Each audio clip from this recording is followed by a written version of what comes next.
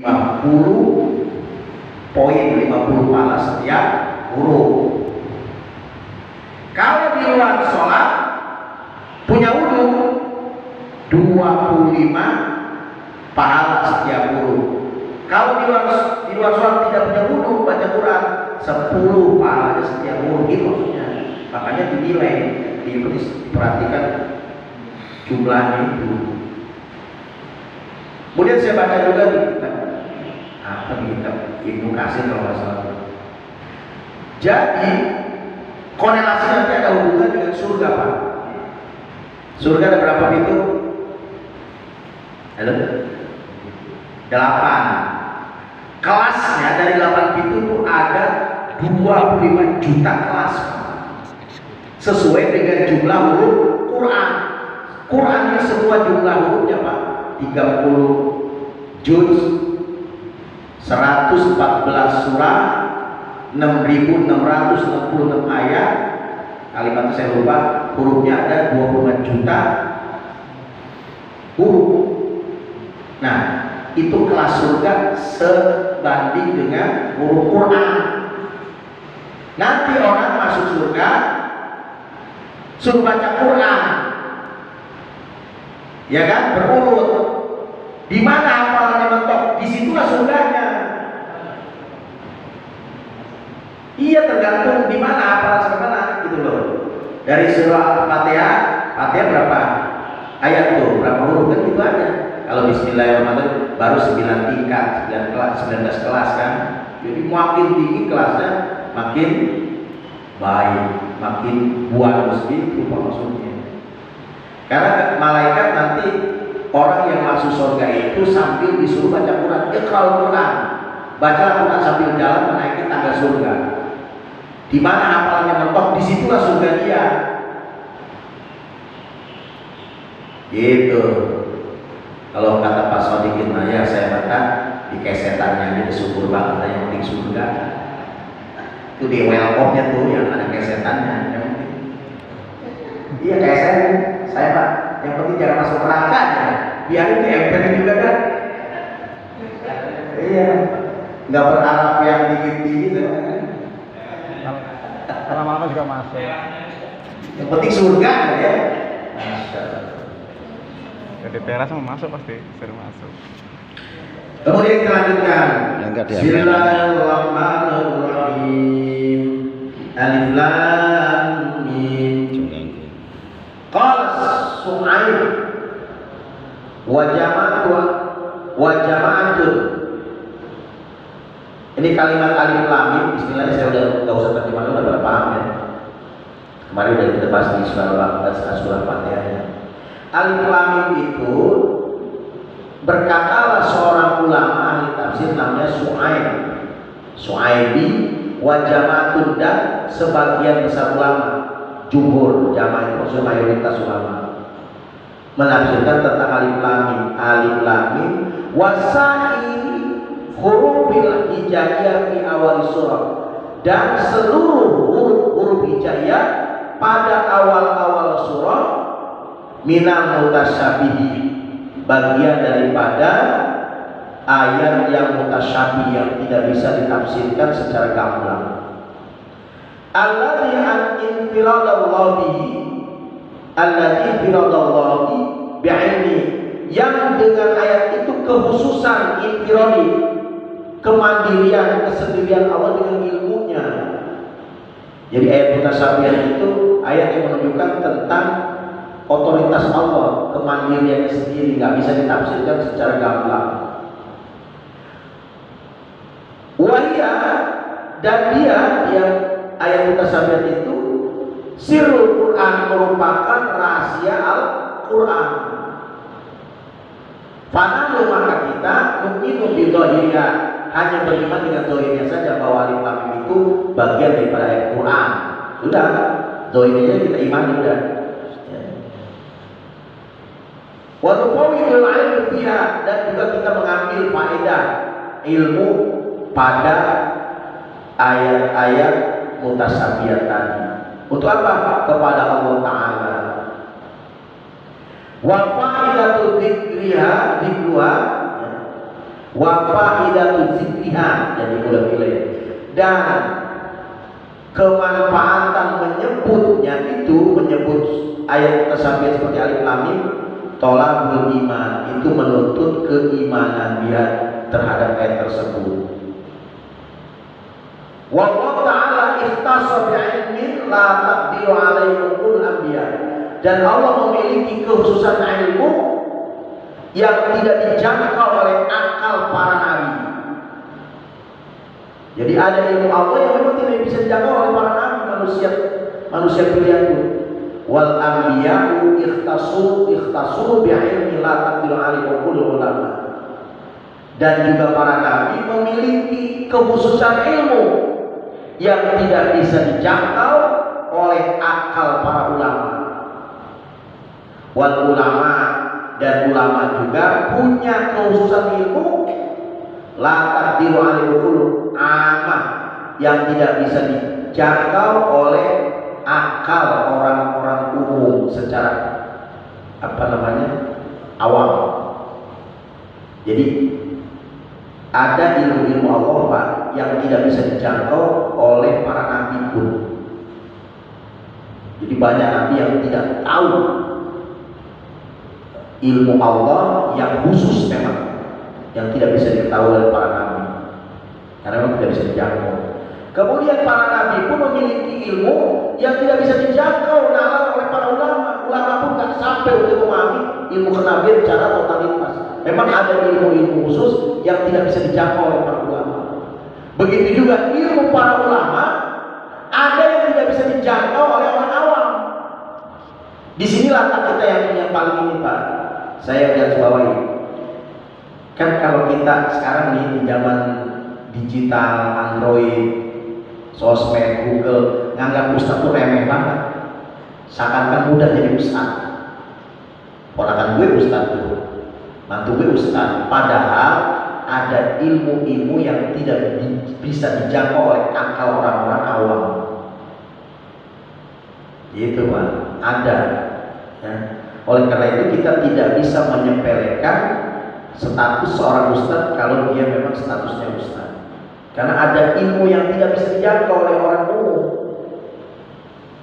Maka kita tidak bisa mengeneralisir, ustaz di kampung saya mau banyak banget tuh, nggak kepake. Tidak bisa begitu. Karena walaupun kita bergaul 24 jam, kalau kita nggak bisa belajar, tidak bisa jadi ustaz.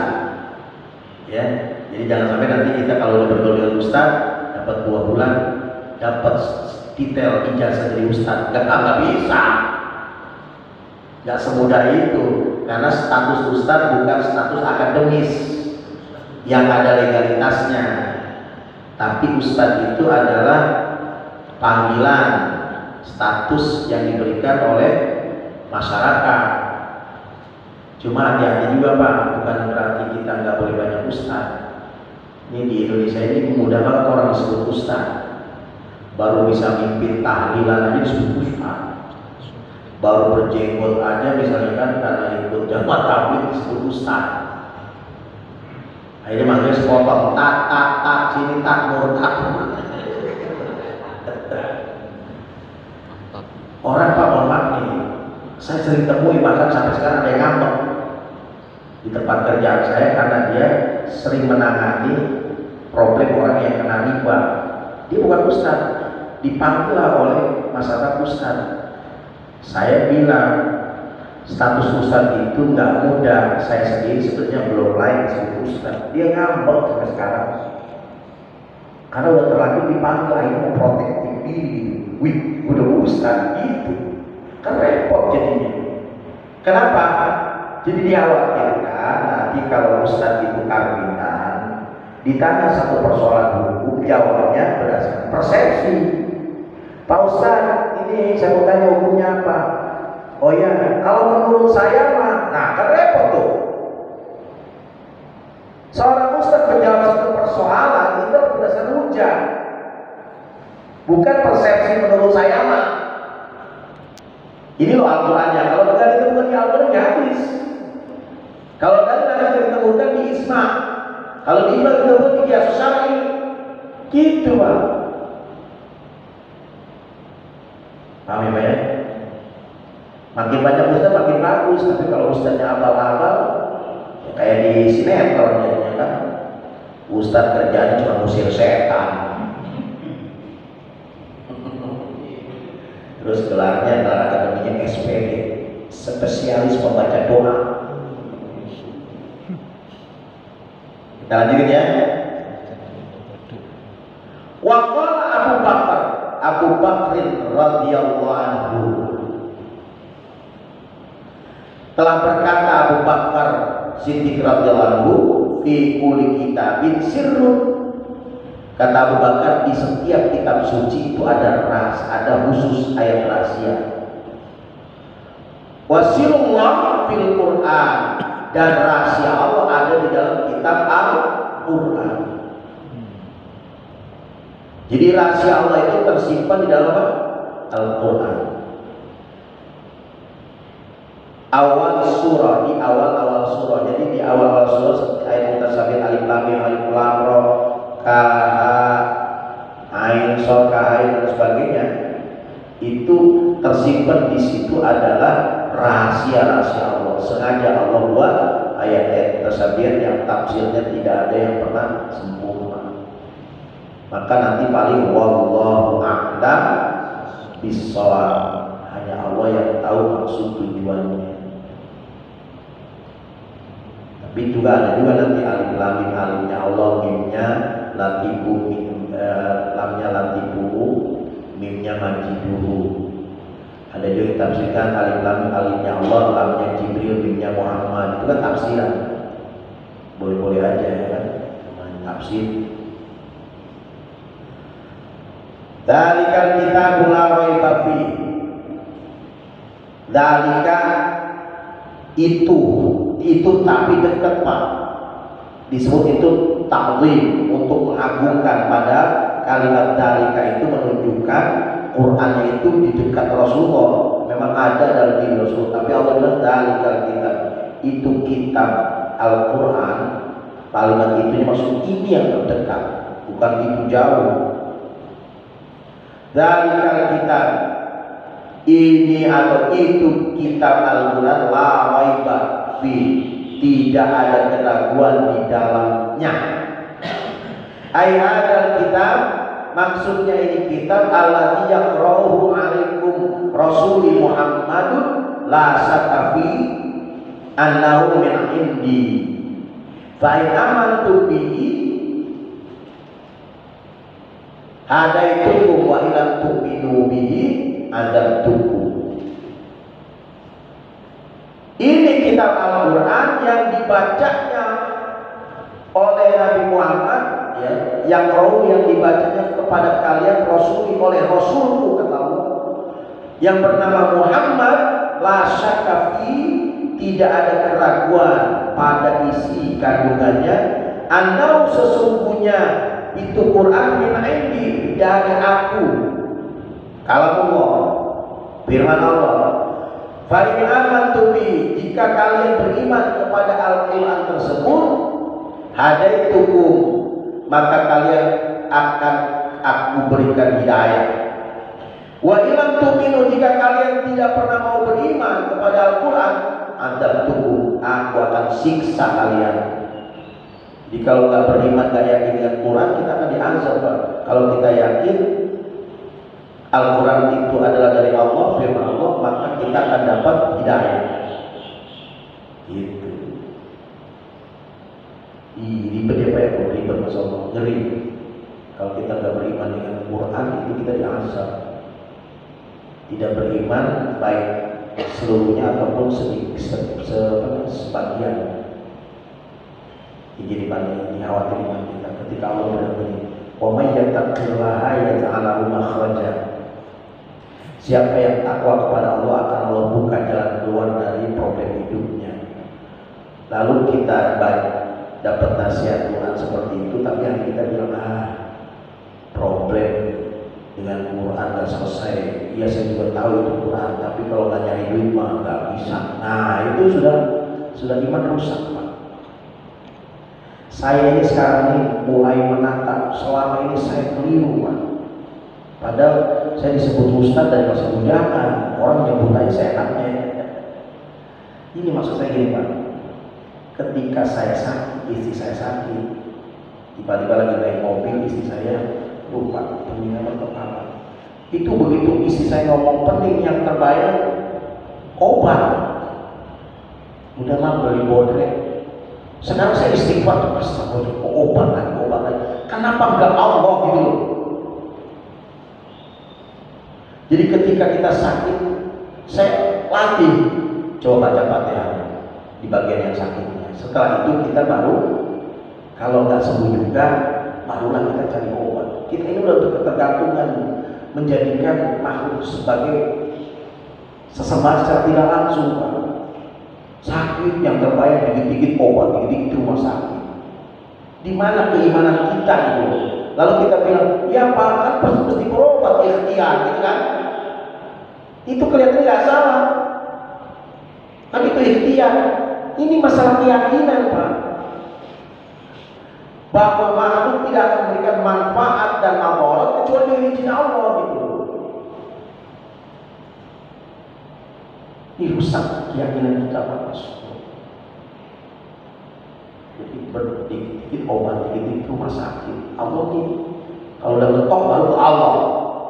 Ada tuh orang hartanya udah habis buat berobat kemana-mana ratusan juta, kira-kira udah nggak sanggup berobat, nggak ada duit, baru Ustaz dipanggil suruh obatin dia, disembur pakai air, sembuh, kasih gocap. Nasib jadi Ustaz berobat ke dokter sampai puluhan juta, giliran mau Ustaz sembuh pakai air doang segelas, cuma ngasih gocap. Finalisnya Ustaz. Akhirnya ya kalau ustaznya memang itu takdir yang cuma ini yang diobatinnya kurang ajar gitu loh. Katanya segitu. Kalau ustaznya mah mungkin itu takdirnya ustaz, insya Allah lah ini. Cuma kita yang dikasih sababiah kesembuhannya tahu diri apa. Gitu. Makanya akhirnya kata istrinya, Pak, anak kita jangan jadi ustaz lah, udah cukup apa aja. Begini nasibnya. Ya bisa jadi begitu kan? Orang merendahkan banget. Nah, ini penting ya. Hudan lil muttaqin. Itu kitab Al-Quran tidak ada keraguan di dalamnya. Dia menjadi hidayah, petunjuk lil muttaqin bagi orang-orang yang muttaqin, yang takwa. Tahu takwa Pak? Istri Batak, laki Jawa. Pak Diki juga takwa ya. Takut sama yang tua. Ini nggak berani. Takwa itu kata ulama al-imtisal awamir wajtinabi nawahi, menjunjung tinggi perintah Allah, menjauhi larangannya, itu start awal dari takwa. Ay rahmatan di ummati Muhammadin sallallahu alaihi wasallam. Yang dimaksud huda di sini ternyata tafsirannya Quran itu menjadi rahmat bagi umat Muhammad sallallahu alaihi wasallam. Jadi tahu tuh kalimat huda ternyata tafsirnya bukan hidayah tapi rahmat. Gitu. Rahmat bagi umat Muhammadin sallallahu alaihi wasallam. Itu. Sampai paham ya? Ini tafsir itu. Alladzina yu'minuna bil ghaib. Nah, ini kelanjutan makna daripada takwa nih. Al-muttaqin itu siapa? Alladzina yu'minuna bil ghaib. Mereka yang beriman. Kalimatnya yu'minuna. Yu'minuna itu bil mudhari, berarti senantiasa imannya itu tidak pernah hilang. Gitu. Alladzina yu'minuna bil ghaib. Mereka yang senantiasa beriman kepada yang ghaib. Ayu sadiquna bima ghamadu minal jannah wan nar minal jannati wan nari wasirati wal mizani wal ba'si wal hisabi wa ghairi dzalik. Maksudnya beriman kepada yang gaib ayat yusaddiquna, senantiasa membenarkan terhadap hal yang gaib daripada pengetahuan, pemahaman, penglihatan mereka orang-orang beriman itu, seperti surga, neraka, sirat, mizan, hari kebangkitan, hisab dan selain itu namanya yang gaib. Itu Pak, itu harus iman. Yang gaib itu apa Pak? Yang tidak bisa dijangkau oleh nalar akal. Makanya saya sampaikan kan, kalau kita beragama hanya menggunakan akal saja Pak, nggak menggunakan standar wahyu, bisa jadi ateis karena semuanya diukur dengan akal. Contoh gini,